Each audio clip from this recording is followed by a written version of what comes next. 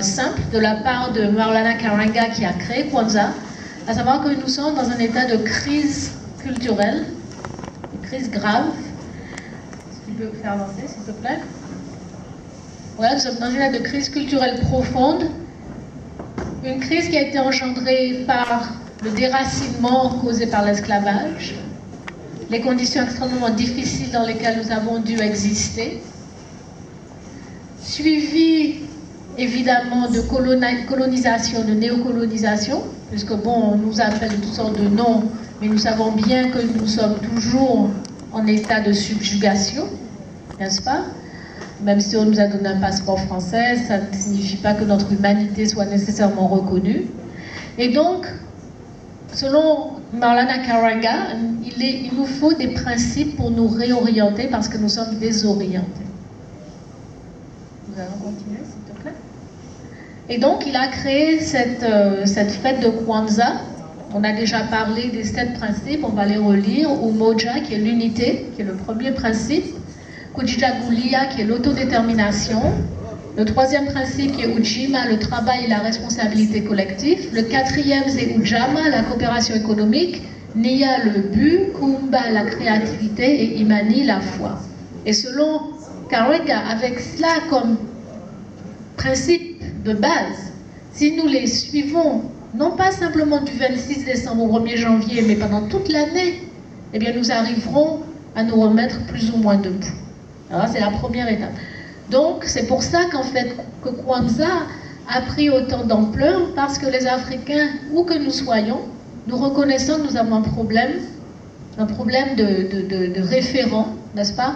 Un problème d'unité, un problème d'autodétermination, un problème d'arriver à travailler ensemble, à faire des choses ensemble, un problème de créativité, puisque notre imaginaire est colonisé. C'est pour ça que c'était aussi bien d'entendre nos frères et nos sœurs il y a quelques minutes, parce que si votre imaginaire est colonisé, eh bien, il est sûr que votre créativité est forcément avortée, et que tout ce que vous faites, c'est participer au projet culturel de notre groupe, mais vous ne faites rien pour enrichir votre propre patrimoine, n'est-ce pas? Et vous n'avez en fait pas grand-chose à laisser à vos enfants, sinon une imitation plus ou moins servile, plus ou moins puérile de ce que d'autres ont fait. Alors, on va parler aujourd'hui plus particulièrement de Kujichagulia, qui est le principe du 2e jour, et qui est l'autodétermination. Alors, encore une fois, il y a une situation qui, à mon avis, très claire, à moins que l'on souffre de cécité, et que nous sommes en fait sous domination blanche. Vous êtes d'accord ou pas? Absolument. Oui, ça vous semble évident? Ou il y en a qui ne sont pas d'accord? Non? Ça va? On est d'accord qu'il y a un consensus, que nous sommes dominés par les Blancs? Je les appelle comme ils s'appellent eux-mêmes. Hein. On peut jouer les Européens, les Occidentaux, les leucoderbes, les machins, les métropolitains, j'ai horreur de ça. On les appelait les Blancs, ce sont eux-mêmes qui se sont appelés comme ça, d'accord? Donc on les appelle les Blancs, comme ça l'affaire est claire. Et du fait qu'on soit dominé par ces gens-là, eh bien évidemment, nous ne contrôlons plus bien des aspects de notre existence. D'accord? Donc Kujichagulia s'impose parce qu'il nous faut maintenant reprendre nos existences en main. Alors, quand on regarde le cas de la Guadeloupe en particulier, on voit que c'est une colonie française. En fait, depuis 1635, nous sommes sous le joug français, nous sommes contrôlés par les Français. On a changé de nom, on a été colonie, on a été territoire, département, qu'est-ce qu'on est maintenant? Région, je ne sais pas quoi, enfin bref. Vous êtes sûr qu'ils vont changer le mot, le nom d'ici quelques années? L'idée, c'est toujours de changer pour donner l'illusion d'un changement, mais la réalité profonde demeure la même, à savoir qu'on est sous domination économique, n'est-ce pas? On sait qui a le pouvoir économique en Guadeloupe. Quand on a vu les événements du LKP et qu'on voyait, on nous montrait à la télé les rencontres entre patrons, on voyait bien de quelle couleur étaient les patrons, n'est-ce pas? Quand vous allez à Jarry, vous voyez bien qui est-ce qui contrôle Jarry. Ce n'est pas nous. Pourtant, nous formons la majorité de ce pays numérique, mais nous ne contrôlons pas l'économique. Il y a une domination politique, Alors, évidemment, on nous invite à aller voter pour ceci, pour cela, mais on sait très bien que les décisions politiques importantes ne sont pas prises ici. Vous êtes d'accord? C'est pris à Paris, c'est pris à Bruxelles, mais nous sommes en fait manipulés, les décisions sont prises pour nous. La domination au niveau éducatif, ça c'est très clair, nous ne contrôlons pas ce que nous apprenons dans les institutions scolaires. Moi j'ai appris nos ancêtres les Gaulois, certains d'entre vous ont dû apprendre ça aussi, je ne sais pas ce qu'on apprend aujourd'hui, mais je sais qu'on n'apprend pas de choses sur nous-mêmes, et je le sais parce que je parle à des enfants qui semblent encore plus ignorants que nous-mêmes nous l'étions à l'époque. Je parlais à une petite fille qui avait à l'époque 8 ans, il y a à peu près 2 ans de cela, et elle me disait qu'elle n'avait aucun concept, aucune idée, aucune connaissance par rapport au fait que s'il y a des Africains en Guadeloupe aujourd'hui, c'est à cause de l'esclavage. Elle n'avait jamais entendu parler de ça. Elle m'a dit, nous en Guadeloupe, on a toujours été là. Et je lui ai dit, mais non, on n'a pas toujours été là. Et elle était vraiment perplexe. Une petite fille qui a 8 ans. Alors vous imaginez, vous grandissez, vous ne savez même pas que vous venez d'Afrique, vous ne savez même pas les sévices terribles que vos ancêtres ont subis et les sacrifices qu'ils ont faits pour que vous soyez là. Donc imaginez ce que ça fait de vous en tant qu'individu, n'est-ce pas? Et c'est ce que nous subissons. Par contre, nous apprenons toutes leurs histoires. Si on vous demande à un enfant de nommer 10 pays d'Europe, ça va se faire très facilement. Mais si, ou des départements de France, ou je ne sais pas quoi, des villes, mais si on demande à ce même enfant de nommer 10 villes africaines, ça va être une catastrophe. Vous êtes d'accord? Alors, ils vont peut-être vous dire, moi je ne sais pas, je ne sais même pas ce qu'ils pourraient dire. Hein. Est-ce qu'ils pourraient m'en donner une seule? Est-ce que nous-mêmes qui sommes là, nous pouvons nommer 10 villes africaines? Nous les adultes. Si on essayait. Libreville. Hein? Libreville. Libreville, ok, Libreville, au Gabon. Dakar, au Sénégal. Abidjan, en Côte d'Ivoire. Djemana, au Tchad. Hein? Kinshasa. Soweto. Okay. Lomé, au Togo. Quoi donc? Ouagadougou, à Burkina Faso. Bamako, au Mali. Niamey, au Niger. Cotonou, au Bénin. Douala. Douala, au Cameroun. Harare, au Zimbabwe. Bah ouais. C'était un peu laborieux. Mais on y est arrivé quand même. Maintenant, parce qu'on a des connaissances, mais alors imaginez qu'on refasse cet exercice-là dans la rue. Vous voyez, ça va être une catastrophe.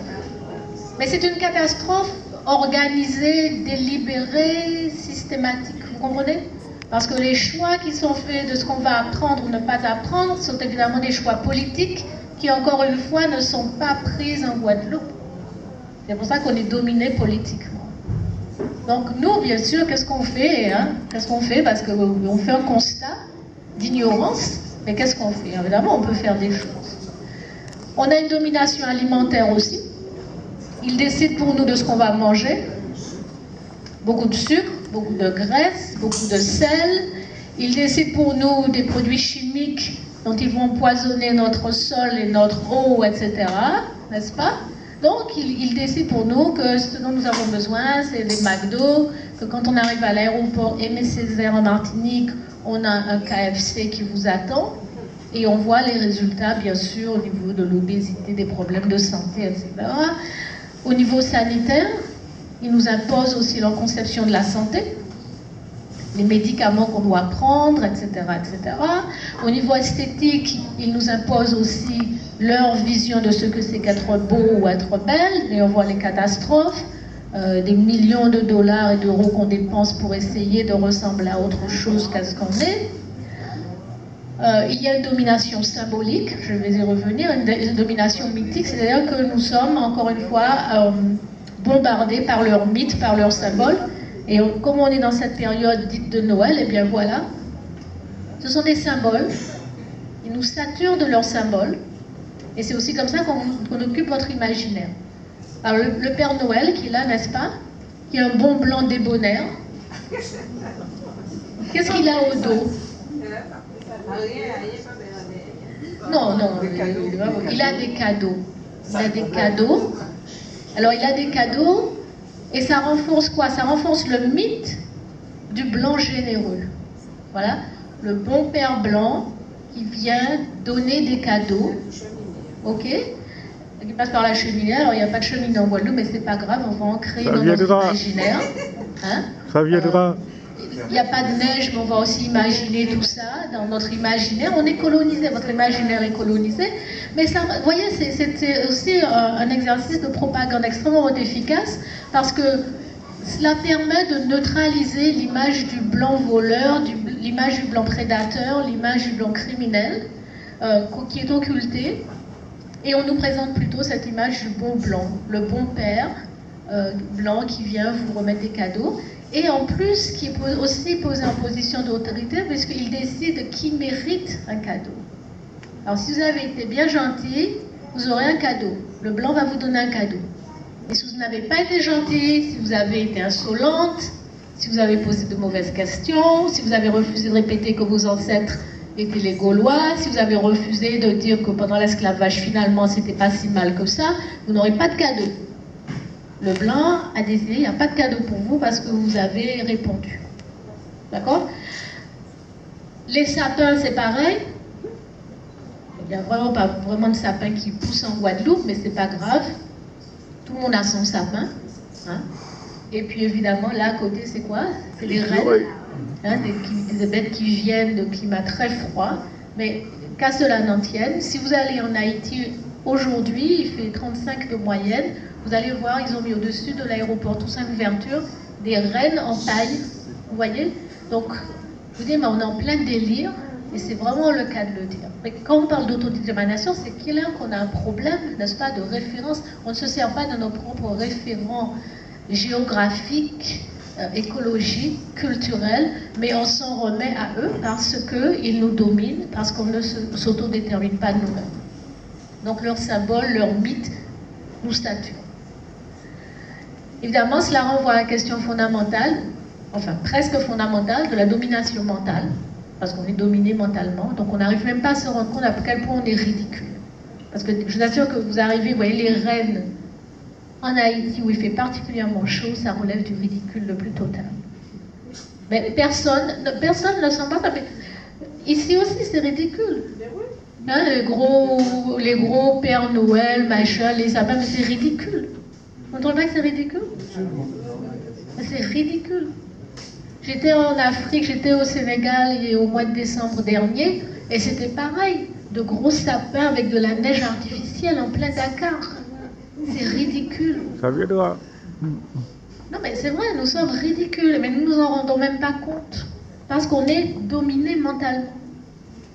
On est dominé mentalement, et comme le disait Carter G. Woodson, qui était un historien africain-américain, il disait, lorsque vous contrôlez la pensée d'un individu, vous n'avez pas à vous inquiéter de ses actions, parce que cet individu va faire exactement ce que vous attendez de lui ou d'elle, c'est-à-dire de se comporter comme quelqu'un d'inférieur, de subordonné, qui est incapable de penser par lui-même, qui est incapable de se prendre en charge. Voilà. Donc, se contrôler mentalement. Mais la question fondamentale pour moi, et je le dis toujours, c'est la question de notre domination spirituelle. Pour moi, tout en fait retourne à cette ultime question de la colonisation de l'image de Dieu. Que si nous acceptons aussi facilement d'être contrôlés mentalement par les Blancs, c'est parce qu'en dernière instance, nous concevons Dieu comme étant un homme blanc. Et donc, il nous est extrêmement difficile de remettre en question l'autorité du blanc sur terre, parce que pour nous, cette autorité terrestre reflète en fait un ordre cosmique que l'on ne peut pas remettre en cause. Est-ce que vous me suivez? Il y a une racialisation de l'image de Dieu, et il y a une diabolisation de l'Afrique et des Africains. On va regarder quelques images, vous allez voir de quoi je parle. À gauche, c'est qui? Jésus-Christ. Voilà, Jésus, le blanc aux yeux bleus, qui est là pour nous Sauver. sauver. De qui? De nous-mêmes. Ça a un sens, ça? C'est pas ridicule? Est-ce que vous pensez avoir un cerveau normal et vous pouvez dire des bêtises comme ça? Qui est-ce qui nous a kidnappés en Afrique? Qui est-ce qui nous a torturés en Afrique? Qui est-ce qui nous a amenés ici contre notre gré, qui nous a lynchés, qui nous a violés, qui nous a castrés, qui nous a fait travailler pendant 219 ans sans nous payer jour et nuit, qui nous a pendus, qui nous ont enterrés dans des trous qu'on a fouillés nous-mêmes. Il laissait juste notre tête dehors qu'il recouvrait de miel pour que les fourmis et les abeilles viennent nous manger et nous tuer. Qui est-ce qui nous a fait ça? Ce sont des Africains. Qui est-ce qui nous a fait ça? C'est des gens qui ressemblent à ce type-là. Et pourtant, on insiste qu'il est là pour nous sauver. Et nous, on accepte ça.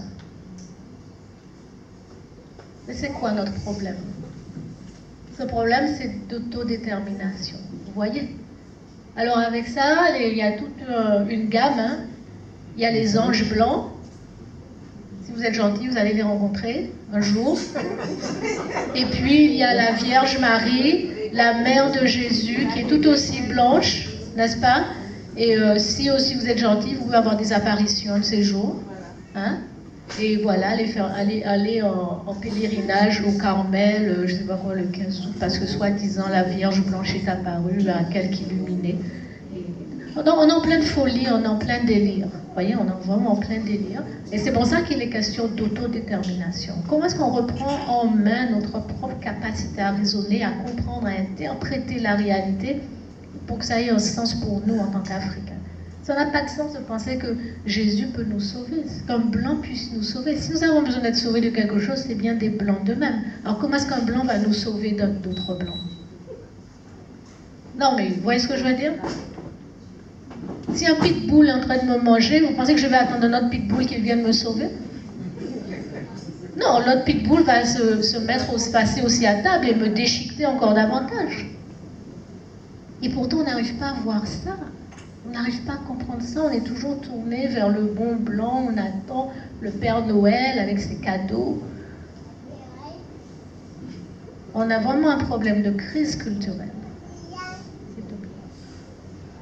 Alors maintenant qu'on a fait ce constat, qu'est-ce qu'on va faire? Parce que Kwanzaa est là comme correctif, et nous, Afrocentricité internationale, nous croyons qu'en dernière instance, notre destinée est entre